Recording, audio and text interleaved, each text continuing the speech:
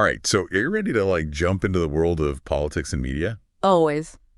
Today we are going to do a deep dive into this super fascinating interview, and you might be surprised by who it features. Um, it's a long one, Mm. and it's casual, Very casual. which I think is what makes it so interesting. We cover some really heavy topics. Yeah, it's like we're eavesdropping on a private conversation, where they're totally unguarded and just offering raw and unfiltered perspectives on things. Exactly, and we are going to unpack some surprising viewpoints For sure. and see how maybe these viewpoints have evolved over time. Yeah.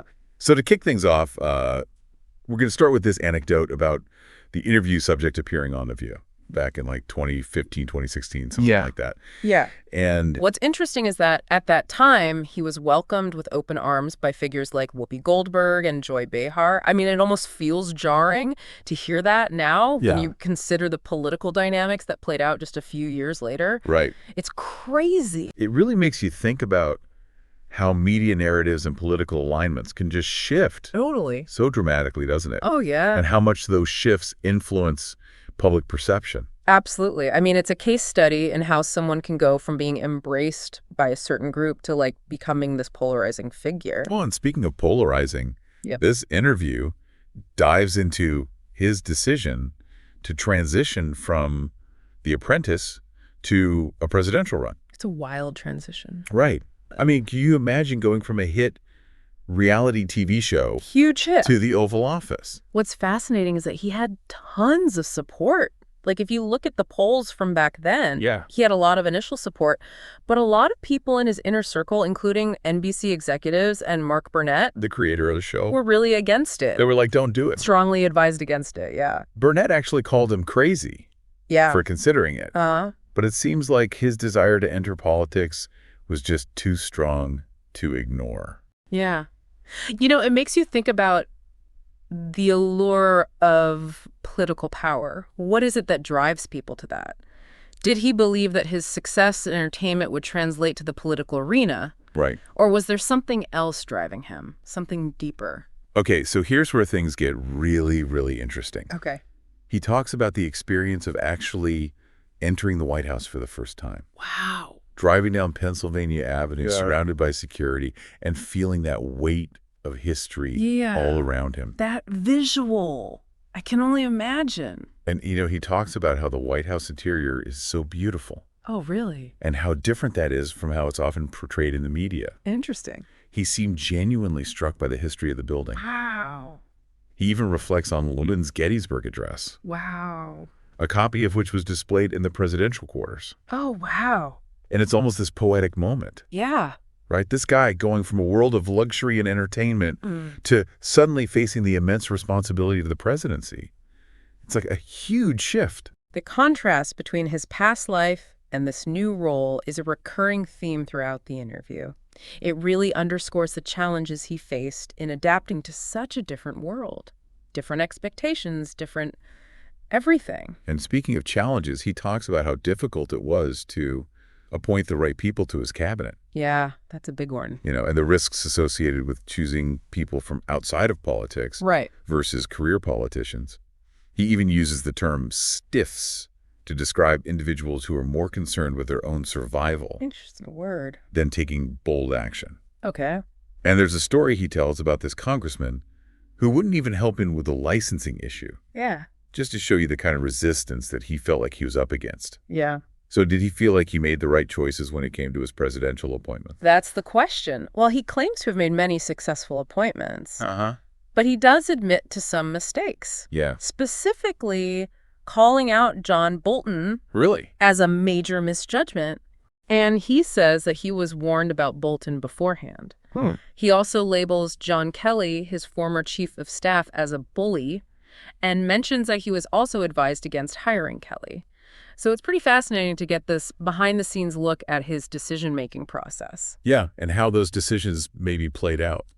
It suggests that choosing the right people for key positions is a lot more complicated than it might seem from the outside, even when you have access to a lot of information and advice. It makes you wonder if he could go back, would he make different choices? Right. That's the question. But this interview definitely sheds some light on the pressures and complexities of presidential appointments. And speaking of pressure, Yeah. the interview takes a pretty fascinating turn when it comes to the media. Okay. He claims that his wild statements, the ones that often drew so much criticism, actually boosted his popularity.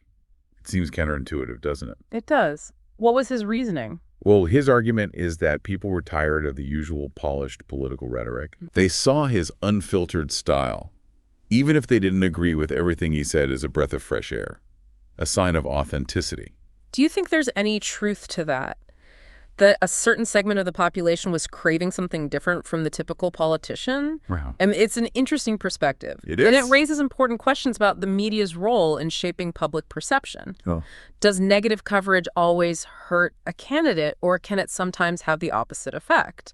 That's something worth pondering for sure. Okay, well, ponder this. Okay. He goes on to make some very bold claims about the 2020 election, Okay. asserting that he actually won and was robbed of his victory. He brings up some specific examples to support his claims. Concerns about mail-in ballots and the lack of legislative approval for certain election procedures. And he seems particularly frustrated by the lack of what he considers adequate investigation into those claims. He also points to the 51 intelligence agents who claim that Hunter Biden's laptop was Russian disinformation, which later turned out to be false. And he believes that this misinformation played a role in swaying public opinion. He even compares his situation to Al Capone, Wow. suggesting that he's being unfairly targeted and investigated despite not doing anything wrong. And whether you agree with his claims or not, it's clear that he strongly believed that there was something fundamentally wrong with the 2020 election. Yeah. And this concern about election integrity leads him to express some really strong opinions about voter ID and closed borders. Okay. He doesn't understand why anyone would be against requiring voter ID. Okay. To him, it's just common sense to protect the integrity of our elections. Right. And he highlights a law in California that prohibits asking about voter ID, Oh, wow. which he sees as a major loophole that could be exploited for voter fraud. Okay. And when it comes to immigration, he's a firm believer in closed borders, All right. arguing that uncontrolled immigration is a threat to national security and economic stability. He paints a picture of dangerous individuals and criminals flooding across the border, putting American lives at risk. And if you think those topics are controversial, get this.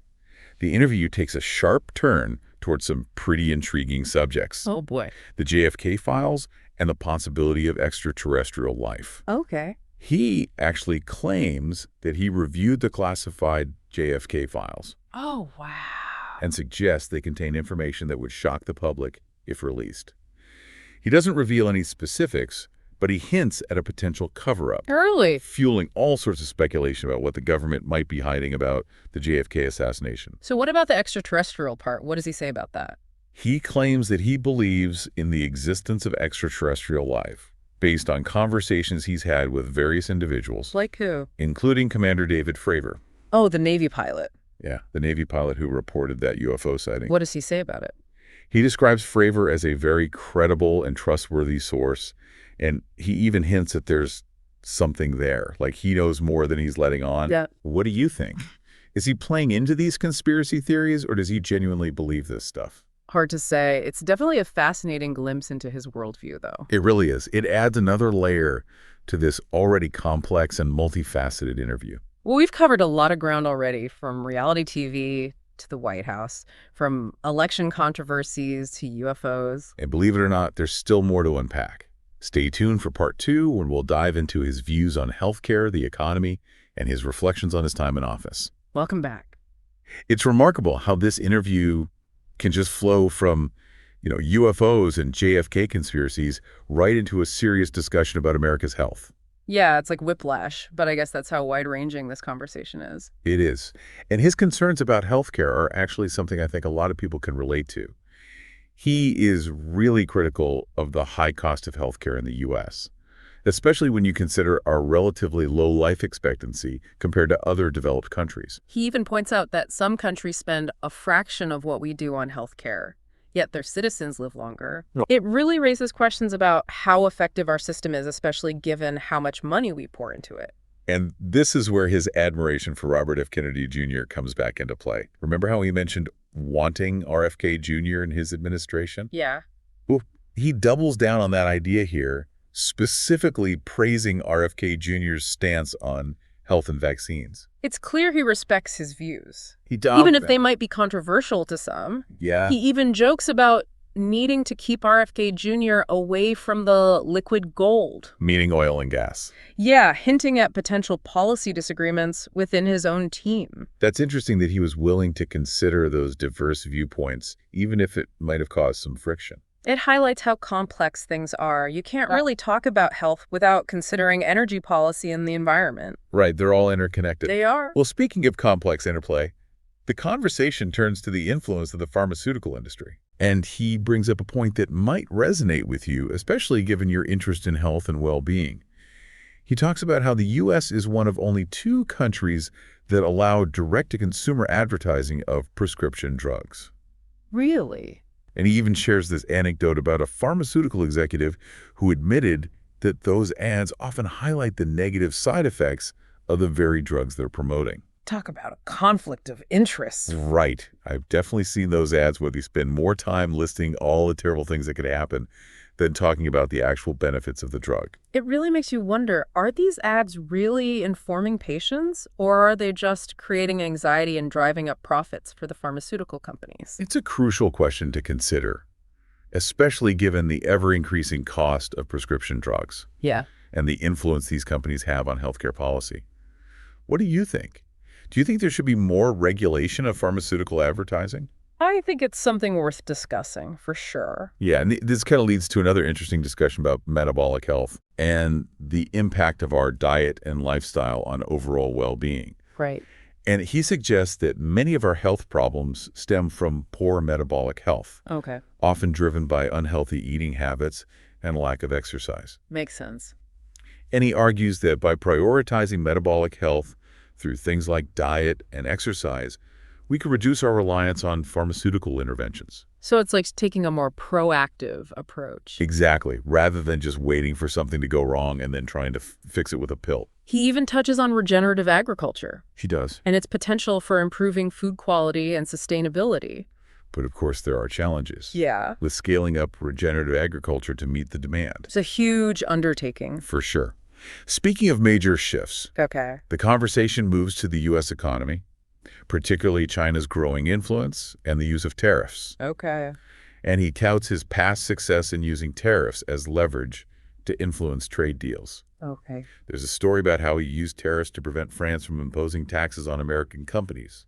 Interesting. And he claims that he was able to achieve what others, like his economic advisors, couldn't accomplish simply through strong negotiation tactics. So he's positioning himself as kind of a master negotiator? It's part of his brand.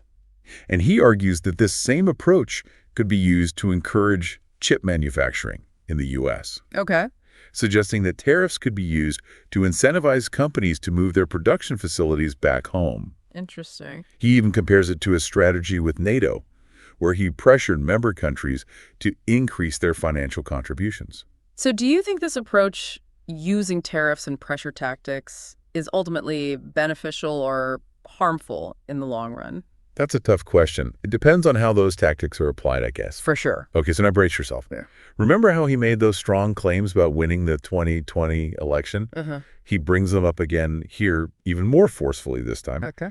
criticizing the lack of legislative approval for certain election procedures and alleging widespread fraud, particularly with mail-in ballots. Mm-hmm. He expresses frustration with the legal system, saying that judges refused to hear his evidence, dismissing his claims due to lack of standing. And his insistence on this narrative, despite it being widely disputed, really speaks to those deep divisions Yeah. and mistrust that exists in our political system. It does, and it raises concerns about the potential erosion of public trust in democratic institutions. When people lose faith in the electoral process, it can have serious consequences for the stability of our democracy. For sure. And his concerns about election integrity tie directly into his strong advocacy for voter ID and closed borders. Right. He reiterates his belief in closed borders, Okay. arguing that uncontrolled immigration poses significant threats to national security and economic stability. Okay. He claims that migrants are draining social services and displacing American workers. He also expresses bewilderment at any opposition to voter ID, Right. seeing it as a common-sense measure to prevent voter fraud and ensure fair elections. Yeah. He even criticizes a law in California that prohibits questioning people about their voter ID, Really? suggesting that it facilitates illegal voting. His stance on these issues aligns with a view that's often associated with concerns about election integrity. Right. And a desire to restrict access to the ballot box. So it raises some questions about voting rights and accessibility for sure. Okay, and now for another unexpected twist. The interview takes us back into the realm of the mysterious and unexplained, Here we go. revisiting the JFK assassination and the possibility of extraterrestrial life. Okay. He claims to have reviewed the classified JFK files Oh, wow. Good. and suggests they contain information that would shock the public if released. Mm. He doesn't provide any specifics, but he implies that he was asked to keep the information confidential Really? for reasons of national security. Wow. And then he circles back to his belief in extraterrestrial life, referencing conversations with various individuals, including that Navy pilot who reported the UFO sighting. Oh, right. He even hints that there might be more to the story than he's letting on. Really? Like he has access to information that most of us don't. It's a very intriguing way to end this part of the interview. Yeah. We go from weighty discussions about healthcare, the economy, and election integrity to aliens. Yeah, it keeps you guessing. It does. It speaks to his ability to just hold these seemingly contradictory views simultaneously. It does. All right, so we're diving into the final part of this incredibly revealing interview. And I think you'll find this next bit particularly interesting. It's his take on his relationship with the media, and, well, he doesn't hold back. Let's hear it. So he claims that the media has been relentlessly negative toward him even before he entered politics. Really? And he contrasts, the positive reception he received on shows like The View in those early days with the constant scrutiny and criticism he faced later on. So it sounds like he feels betrayed in a way. Yeah, like he started out with this good relationship with the media and then something shifted. And he believes that the media's portrayal of him has been unfair and biased, that they've deliberately twisted his words and actions to paint him in a negative light. He even compares himself to Al Capone, Wow. suggesting that he's been subjected to these endless investigations without any justification. So he really sees himself as being unfairly targeted. He does. And he even suggests that, Democrats have an easier time with the press, Interesting. implying that Republicans face a higher level of scrutiny and negativity. Do you think there's any truth to that? I mean, there's a bias against certain political viewpoints in the media? That's a complex issue, isn't it? It is. I mean, there's a perception that certain outlets lean one way or the other. Yeah. And that can influence their coverage. Right. And he feels strongly that this alleged bias creates this distorted public perception, hindering open discourse and eroding trust in traditional media. Yeah, it's concerning. It is. And he also expresses concern about censorship and the suppression of dissenting voices, arguing that those who hold opposing views are often silenced or marginalized. Right, and that ties into this whole debate about free speech. And misinformation online. Exactly. Okay. It's a hot-button issue.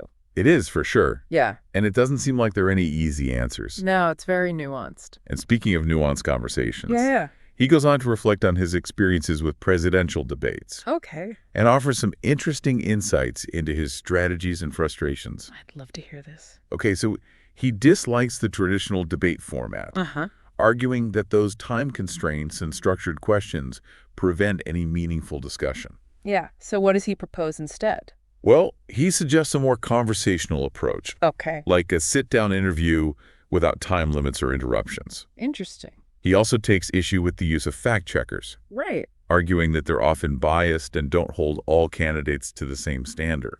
And he points to instances where, his statements were fact-checked while his opponent's inaccuracies were overlooked. So it feeds into his belief that the system is rigged against him? Yeah, he even recounts specific debate moments, Oh, which ones? including his infamous bloodbath comment Right. and a clash with a moderator who repeatedly interrupted him. Oh, I remember that one. And he defends that bloodbath remark, Okay. claiming it was taken out of context. What about the interruptions?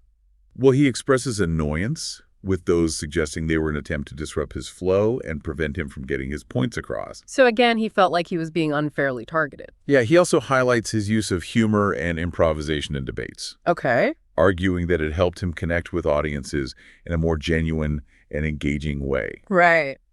He believes that this made him more relatable and entertaining, Makes sense. contrasting his style with what he sees as the kind of scripted and inauthentic performances of traditional politicians. That's an interesting point. It is, and he believes that this approach, a mix of blunt honesty humor and a willingness to just break with convention, is more effective in connecting with voters. Well, there you have it. We've explored this truly wide-ranging conversation covering everything from politics and media to healthy economy, even a bit of UFO talk. It's been quite a journey. What strikes me most is how this single interview, conducted in such a casual, conversational way, gives us such a unique window into his personality beliefs and worldview. Yeah, it's a reminder that behind that public persona, political figures are complex individuals with their own perspectives and motivations. Absolutely. And as you reflect on everything we've discussed today, think about how his framing of events and interpretations of information shape your own understanding. Yeah, it's important to remember there are always multiple sides to every story, and it's up to each of us to, seek out diverse perspectives and engage in critical thinking to form our own informed opinions. And that's what makes these deep dives so valuable. Exactly. So thanks for joining us on this deep dive. We hope you found it informative and engaging. And remember, there's always more to explore. Keep learning, keep questioning, and keep diving deeper.